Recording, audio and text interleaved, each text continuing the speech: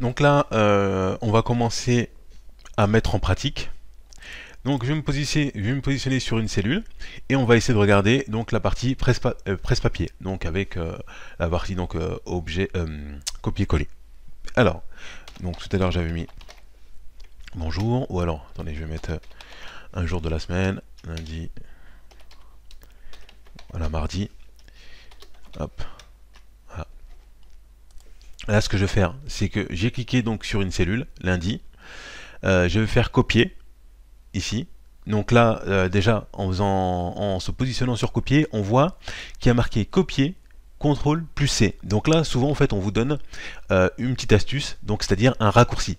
Donc là, moi, pour copier, je clique ici. Vous voyez? Donc là, on voit maintenant en fait que la cellule, elle est bien sélectionnée. Et je vais la... Donc là, je l'ai copiée. Et là, maintenant, je vais la coller ici, par exemple. Et là, je clique ici sur coller. Mais on voit aussi que j'aurais pu faire CTRL V. Là, je clique sur échappe. Ok, donc je vais reproduire. Mais là, maintenant, je vais plus le faire. Donc là, on avait fait copier et ensuite coller. Voilà. J'ai aussi la possibilité de faire un clic droit. Et quand je fais un clic droit, j'ai la possibilité en fait de voir les différentes options que j'ai, par exemple, sur une cellule. On verra peut-être un peu après. Mais là, ce que je voulais vous faire donc voir, c'est le raccourci. Donc on avait vu ici qu'on pouvait faire CTRL-C, et ici, CTRL V. Donc là, je clique ici, et je fais CTRL plus C. Vous voyez, donc c'est la même manip, hein, finalement. Sauf que c'est un raccourci. Je clique ici sur ma cellule, donc je lui dis où est-ce que je veux le coller, et maintenant je fais CTRL plus V. Voilà. Donc dans un premier temps, je clique sur ma cellule que je veux copier, je fais mon CTRL-C, ou alors je clique ici sur copier, je me positionne sur la cellule sur laquelle en fait je veux coller, et maintenant je fais mon CTRL-V, ou alors je fais coller ici. Voilà.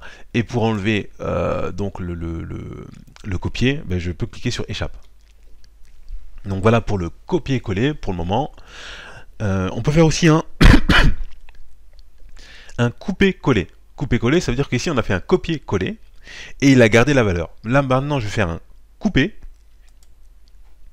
et je vais faire un coller. Mais là il va supprimer la cellule. Donc là je vais recommencer. Là je fais un CTRL-Z pour annuler. Donc j'ai fait couper. Hop, je reviens ici, je fais couper. Je me positionne ici pour coller. Voilà. Et donc il a coupé la cellule. Donc c'est-à-dire en fait on peut dire qu'il a supprimé, bon il a coupé. Et il a collé ici. Donc on a vu le copier-coller, on a vu le couper-coller.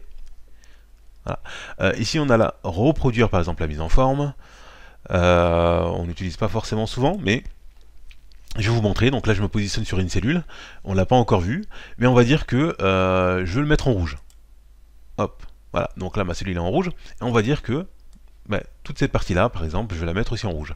Donc je sélectionne ma cellule que je veux, dont je veux copier en fait le style, donc je vais reproduire la mise en forme, je copie dessus, je clique dessus, et ensuite bah, je lui dis où est-ce que je veux le reproduire. Voilà, donc là je fais un CTRL Z pour annuler, et je recommence. Je fais reproduire la mise en forme, et je clique par exemple ici. Voilà, et donc il m'a copié la mise en forme. Donc ça marche pour la couleur, ça marche pour la taille, ça marche pour pas mal de choses.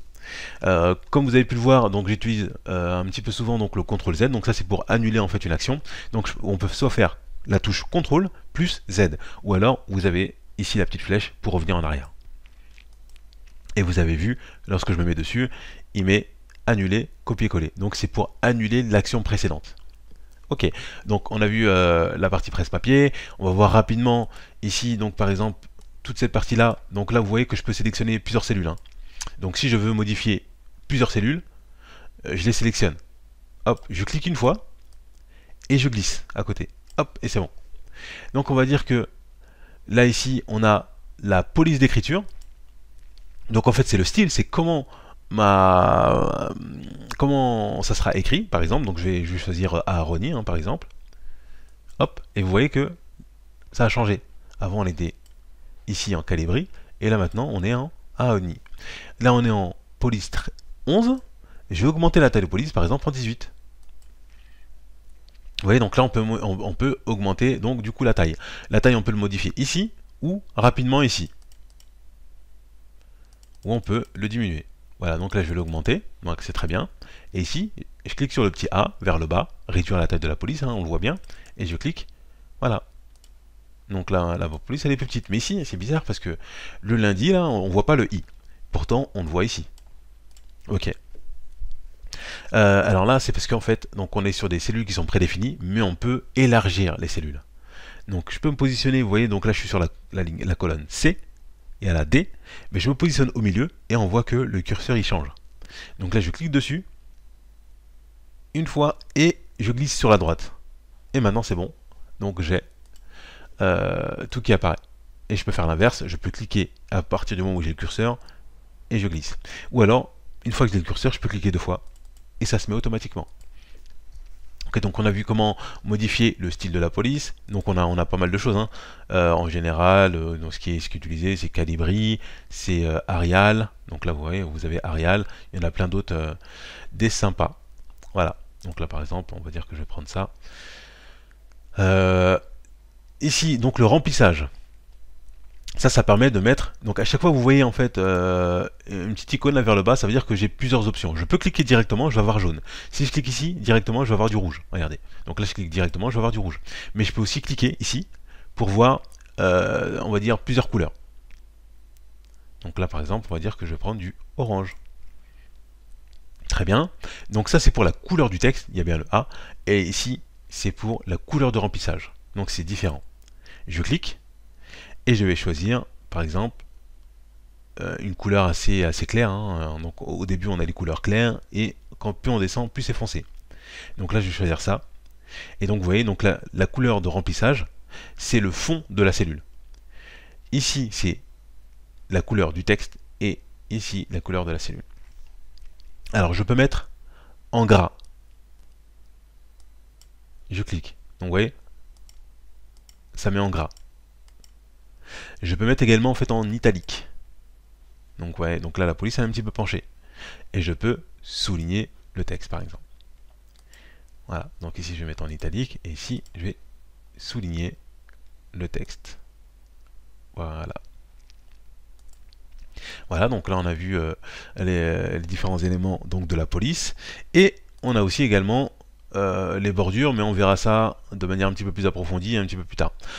Donc là au niveau des bordures, qu'est-ce que je vais faire? Parce que donc ma cellule, je peux lui mettre des bordures à gauche, donc à gauche ici, en haut, seulement à droite, seulement en bas, ou sur les 4 coins. Et pour les 4 coins, donc je vais prendre bordure extérieure, ou toutes les bordures. Donc là, dans notre cas, donc je peux choisir bordure extérieure, et on va voir donc le résultat. Donc vous voyez que sur les autres cellules, donc on a en fait un tableur, d'accord, mais c'est juste pour nous donner une indication. Et là, maintenant, on a vraiment une bordure. On voit que dans lundi, ici, il y a vraiment donc des bordures, et dans les autres, il n'y a pas de bordure. Et je peux sélectionner donc toutes les cellules, ici, donc là je sélectionne les bordures, et je prends toutes les bordures. Et comme ça, on a ça. De cette manière-là. Alors, je vais avancer un petit peu, après on s'arrêtera là. Hop, donc, on a vu qu'on pouvait élargir donc les colonnes. Je vais maintenant augmenter les lignes, la taille des lignes. Donc c'est pareil, hein, c'est le même fonctionnement. Ligne 3, ligne 4. Je me positionne entre les deux, je vois que j'ai mon curseur, je clique dessus et je descends. Comme ça, la cellule est augmentée. Je reviens aussi pour dire qu'on a la possibilité de sélectionner toute une colonne en se positionnant sur la lettre, ou toute une ligne en se positionnant sur le chiffre. Voilà. Donc là, on va dire que ici, je veux que mon lundi il soit au milieu, centré. Donc là maintenant il est centré, mais maintenant je veux qu'il soit au milieu de la cellule. Donc le centré, hein, c'est ici. Regardez, je me positionne ici, j'ai centré. Et ici c'est l'alignement à gauche, alignement à droite. Et ici c'est centré. Donc là on est bon, c'est bien sélectionné. En plus on le voit bien. Et là on voit que mon texte, là maintenant c'est le positionnement du texte en haut de la cellule, au milieu de la cellule, en bas de la cellule. Là il est en bas. Maintenant je vais choisir au milieu. Et je pourrais très bien choisir en haut. Voilà. Alors maintenant je vais aller dans orientation en fait du texte. Regardez lundi, je sélectionne lundi ici, et je vais changer l'orientation du texte. Je peux choisir vertical vers le bas, vertical vers le haut, et je vais prendre là la rotation sens inverse, hop, en diagonale. Et on voit que maintenant mon lundi, vous voyez, donc là, on a changé l'orientation du texte. Je me repositionne ici, et je vais mettre la rotation vers le haut. Voilà. Et là, je vais recentrer donc ma cellule. Voilà, donc là, c'était pour la rotation donc du texte. C'est avec cette icône-là, AB. Voilà. Et ça, bon, on l'utilise très rarement. C'est pour diminuer en fait le retrait. Bon, de toute façon, je vais pas vous montrer en fait toutes les icônes, mais seulement, on va dire, les plus utilisées et les plus pratiques. Voilà.